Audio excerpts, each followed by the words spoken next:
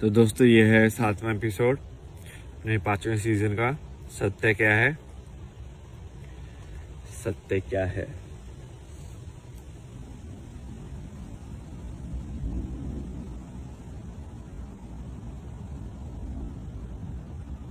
देखो सत्य क्या है, इसका जवाब तो एक्चुअली कोई नहीं दे सकता है, क्योंकि इसका जवाब शब्दों में हो ही नहीं सकता है। ये ऐसी चीज है ना जो शब्द में यदि आ गई होती ना आज तक, तो ये इसका मतलब इलोन मस्क के पास सबसे ज्यादा होती है, क्योंकि शब्द में जो चीज आ जाती है वो बिकाऊ हो जाती है। फिर एक कुछ न कुछ उसका कीमत लगी जाती है कभी न कभी। शब्द के अंदर जो भी आपका रिश्ता आ जाता है, शब्द के अंदर जो भी आपकी पहचान आ जाती है, शब्द के अंदर जो भी आपकी क्वालिफिकेशंस आ जाती है, शब्द के अंदर जो आपकी सुंदरता आ जाती है, शब्द के अंदर जो आपका शांति आ जाती है, तो वो गई, फिर वो शांति नहीं है, बिकाऊ है। फिर तो बस कीमत है, कितनी कीमत लगाओगे तुम। और आज के टाइम पे I think most of the लोग ऐसे ही हैं। लाइक लड़कियां भी आई थिंक जब लड़का ढूंढती होंगी तो वो यही ढूंढते होंगे कि पैसे वाला होना चाहिए। तो उनको भी मतलब नहीं है, उनको भी सिर्फ पैसे से मतलब है। मतलब खरीदा जा सकता है उनको ना, समझ रहे हो कि अब एक इंसान इस लाइक वो पैसे यदि किसी ने कमा लिए है तो अब उसको बहुत ऐसी सुंदर वैसे वाली लड़की मिल जाएगी, क्योंकि वो उसको खरीद लेगा, उसके पास पैसा है। तो इनडायरेक्टली वो अपनी सच से, अपने आप से थोड़ी ना वो शादी कर रही है। वो लड़की उसके पैसे से शादी कर रही है और वो उसको खरीद रहा है। बेसिकली वो उसको ऑब्जेक्ट मानेगा पूरे टाइम। अब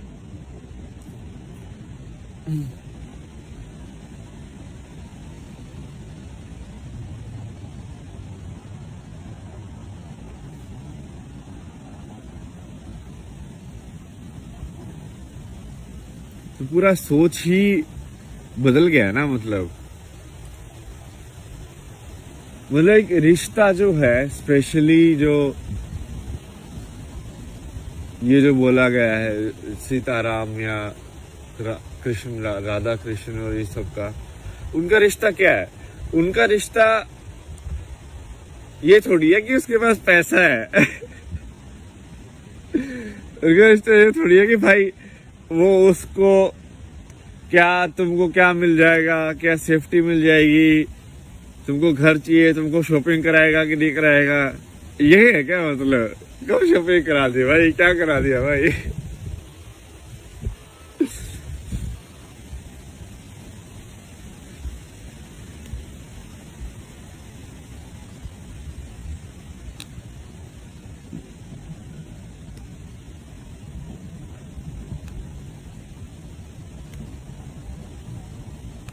या फिर तुम्हारी इच्छाओं को पकड़ ले वो कि तुम, हाँ भाई जैसे दूसरे का होता है ना कि कोई एनआरआई है तो उसको भाई अलग उससे वो मिलता है प्रेफरेंस।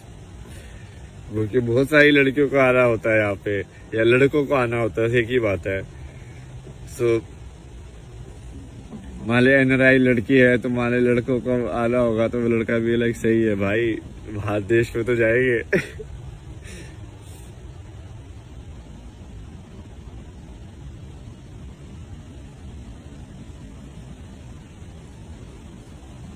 उसमें दिखाया था ना वो एनआरआई लड़का था अपना, कौन सी थी कंगना रनौत वाली मूवी वो बोलता तरह की तरह बढ़ रहा है इधर से भी आदमी नहीं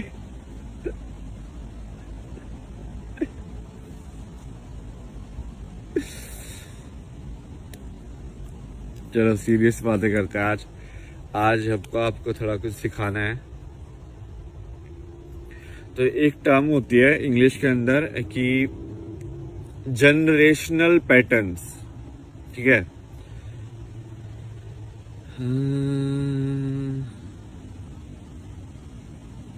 इसका ना मैं एक वीडियो भी थी मेरे को, वो सही बिल्कुल सही दिखाती है इसको। वैसा ही बिहेवियर होता है इंसान का भी एग्जैक्टली।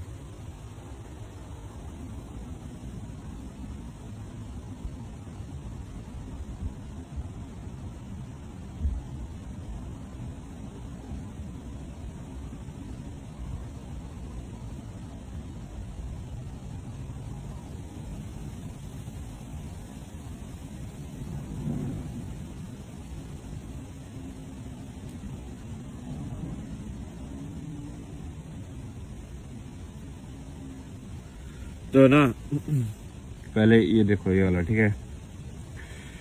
तो ये क्या है, एक एक्सपेरिमेंट है जिसमें उन्होंने क्या किया कि उन्होंने जो फ्लाइज थी उनको एक डब्बे में बंद कर दिया यहाँ पे, ठीक है। डब्बे में बंद कर दिया तो वो डब्बे के अंदर उड़ती रही, ठीक है, उड़ती रही। थोड़े टाइम के बाद क्या किया उन्होंने, इसको ढक्कन को हटा दिया, ठीक है। ढक्कन को हटाने के बाद भी वो फ्लाइज एक्चुअल के अंदर बाहर नहीं गई, मतलब वो फिर भी ऐसी ही उड़ती रही। उनको ऐसे लगा कि अभी भी ये यही दीवार है। मतलब यदि तुम एक्चुअली डब्बे को भी हटा दोगे ना किसी तरीके से, बिना कोई ज्यादा एनर्जी डिस्टरबेंस किए, तो तुमको ऐसा लगेगा कि वो हवा में सिर्फ इसी एरिया के अंदर ही घूम रही हैं। वो इसी एरिया के अंदर क्यों घूम रही है?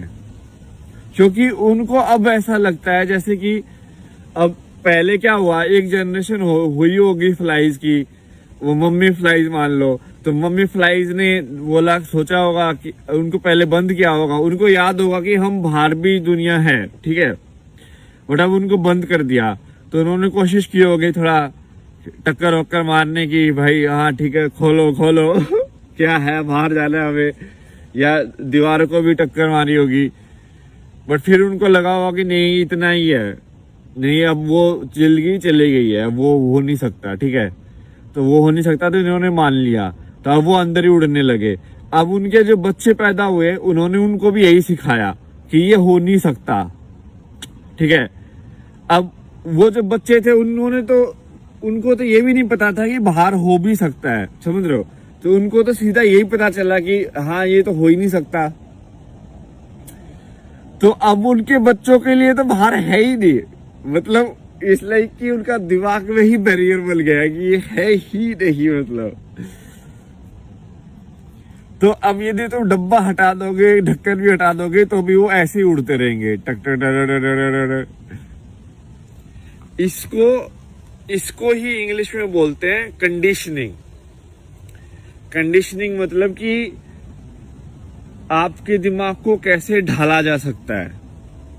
जैसे कुम्हार मिट्टी को ढालता है ना, वैसे ही कि आपके दिमाग को भी कैसे ढाला जा सकता है कि वही बच्चा यदि उसको कोई अमेरिकन गोद में ले ले तो वो इंग्लिश बोलना सीख जाता है, और वही बच्चा यदि कोई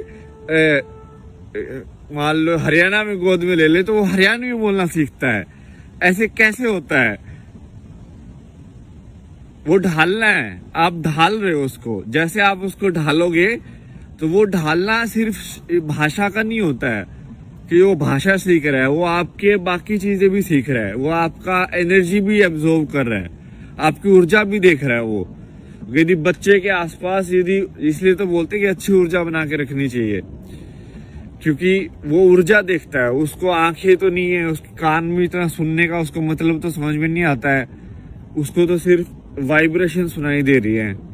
तो यदि शोर शराबा या इस सब के बच्चा पैदा होगा तो वो उसके अंदर भी शोर शराबा ही होगा, मतलब उसकी एनर्जी भी वैसे ही घूम रही होगी ना भाई, उसको तो ऐसा लगेगा यही रियलिटी है। तो इसको बोलते हैं, और इसको साइकोलॉजी के अंदर आजकल एक टर्म आती है, साइकोलॉजी और स्पिरिचुअलिटी के बीच में, जनरेशनल पैटर्न्स ऑफ ट्रॉमा। कि जनरेशनल पैटर्न्स ऑफ ट्रॉमा क्या होते हैं कि तुमको गुस्सा आता है जो कि तुम्हारे पापा को गुस्सा आता था, तुम्हारे पापा को इसलिए गुस्सा आता है जो कि उनकी मम्मी को गुस्सा आता था, उनकी मम्मी को गुस्सा इसलिए आता है क्योंकि उनके पापा को गुस्सा आता था। तो बेसिकली ये ट्रांसफर हो रहा है हर जनरेशन में गुस्सा, या ऐसे ही प्यार भी ट्रांसफर होगा कि जैसे ये तो देखा भी जा सकता है ना। तुम देखो ये पूरा जो जिनको एशियन कंट्रीज बोलते हैं, वैसे ये तो एशियन, अपन भी एशियन ही है, इंडिया भी, पता नहीं इंडिया को क्यों नहीं काउंट करते भाई, या तो इंडिया नहीं चाहता होगा, क्या पता, जो भी है। तो जैसे ये जो कंट्रीज हैं कोरियन, जापानीज, यहाँ के लोग अभी भी बहुत ज्यादा पीसफुल है यार। मतलब तुम उनका रहन सहन देखना, मतलब एक छोटे से कमरे के अंदर एक बेड को ऐसे नीट एंड क्लीन इतना अच्छे से लगाएंगे, सारा सवाल भी ऐसे होगा। तुम देख नहीं रहे हो क्या उनके अंदर एक वो बुद्ध का अभी भी वो है, एक चीज, एक वाइब्रेशन है उनके अंदर, वो चलने का उनका स्टाइल बिल्कुल आराम आराम से, जो कि जब किसी कल्चर पे वो चीज पेनिट्रेट कर जाती है ना तो वो रह जाती है। जैसे इंडिया के अंदर ये सब वाइब्रेशन जो है ना पुराने उनकी हैं अभी भी, शिव की, कृष्ण की वाइब्रेशन देखो अभी भी है, बहुत ज्यादा है कृष्ण की वाइब्रेशन। मतलब लोगों ने बहुत उल्लू बनाया, पैसे कमाने की कोशिश भी की है कृष्ण का नाम लेके, बट उसका सही में वाइब्रेशन, मतलब कि उसका कैरेक्टर जैसे बुद्ध का है, वो बुद्ध का कैरेक्टर ही तो है कि वो आराम से रहना है, ऐसे लाइक जैसे तुम इनका मेडिटेशन की वीडियो देखता हो तो कितना आराम से बोलते हैं ये लोग, ऐसे बोलते हैं, हम आपके लिए बोलेंगे क्योंकि मैं बोल रहा हूँ।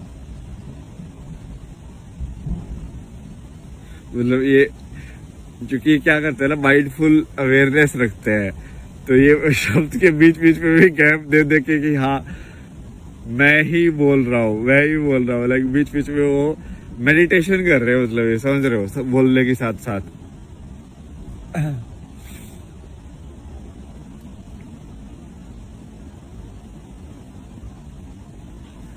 इवन जैसे आप देखोगे ना कि जापान की एनीमे वगैरह या इनकी जो मूवीज भी हैं, स्टूडियो गिबली की जो मूवीज हैं या इस टाइप की, उसमें एक जादू वाला एलिमेंट है अभी भी, एक अच्छाई वाला एलिमेंट है, जो कि वैसी मूवी तुम कोई और दूसरा बना नहीं सकता, इतनी वार्म मतलब मूवी। इनकी मूवीज में यही खासियत है ना कि वो मतलब दिल को पूरा ऐसे वार्म कर देती है कि लाइक विलेन ज्यादा नहीं होते उनकी मूवीज में ना, मतलब इट्स लाइक आर्मिट कुछ बोल रहा होता है।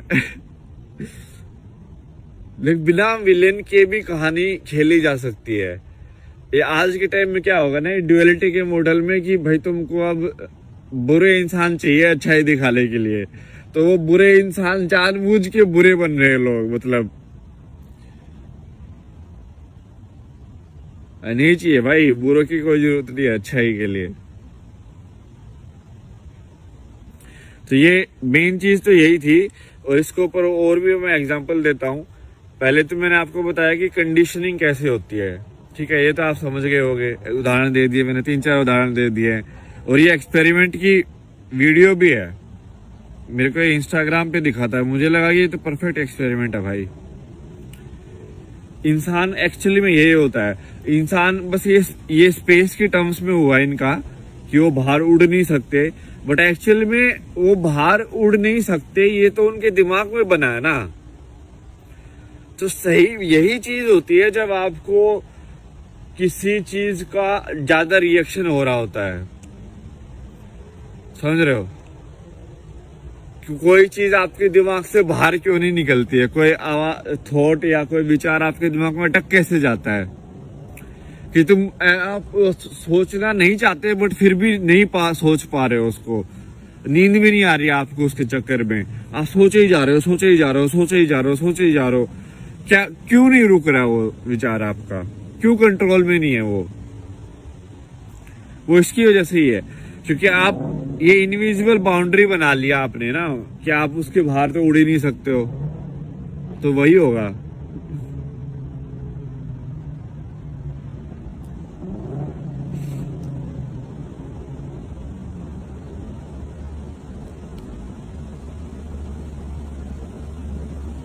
और ये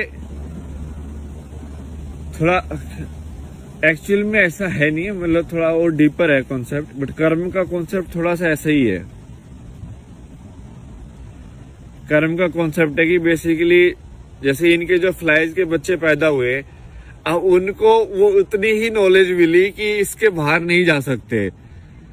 अब सोचो कोई फ्लाई जो बाहर जाने की कोशिश कभी करेगा, हो सकता कोई पागल हो जाए फ्लाई, ठीक है कि ऐसे ही बाहर चला जाए, लाइक नहीं कोई उसको रोकेंगे, उसके दोस्त लोग लाइक भाई वहां मत जा भाई, बला किया है वहां पे बाहर नहीं जा सकते, नहीं टक्कर मार के तेरा ही सिर फूटेगा। वो बोला कि नहीं नहीं मेरे को फर्क नहीं पड़ता, और वो कोशिश कर लेता है, ठीक है। इनमें से एक मक्खी कोशिश कर लेती है कि भाई मैं तुक्का मार के देख लेता हूँ, और क्या पता वो बाहर चला जाए। तो दूसरे वाले क्या सोचेंगे, वो भैंस की टांगे तो गायब हो गया मतलब तुम फ्लाइज के पर्सपेक्टिव से देखो। ऐसे ही ना जिंदगी को यदि दूसरे के पर्सपेक्टिव से देखना सीखोगे ना, तब आपके अंदर ह्यूमिलिटी भी आएगी और समझ भी आएगी। जैसे कल है ना, मैं एक वो बड़ा सा कुत्ता था ना जो एक वीडियो में भी आया था, लाइक जो पहाड़ी कुत्ता होता है ना, अपने पहाड़ों में भी होता है, बहुत बड़ा सा, लाइक घना इतना मोटा फर होता है उसका, वो काला।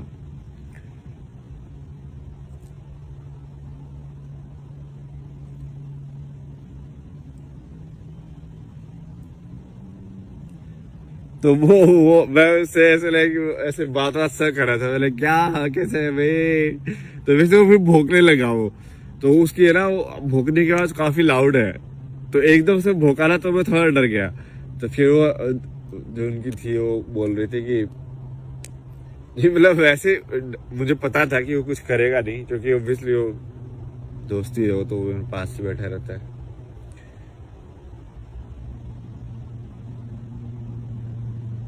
नहीं, ये रियलाइजेशन इस चीज का है कि हमने ना आवाज को उसका मतलब समझ लिया है।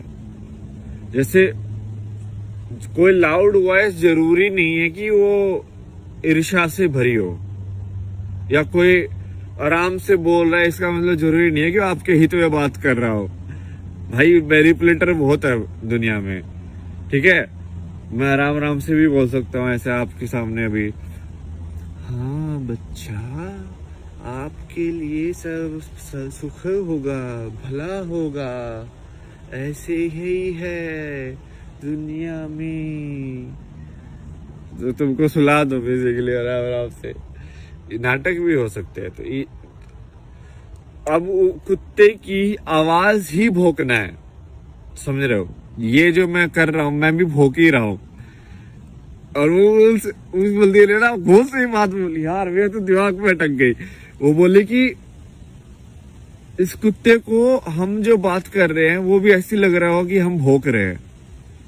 बोले कि हाँ ये तो बिल्कुल सही है यार, जैसे हमको लग रहा है कि वो भौंक रहा है, वैसे उसको भी लग रहा होगा कि हम भौंक रहे हैं।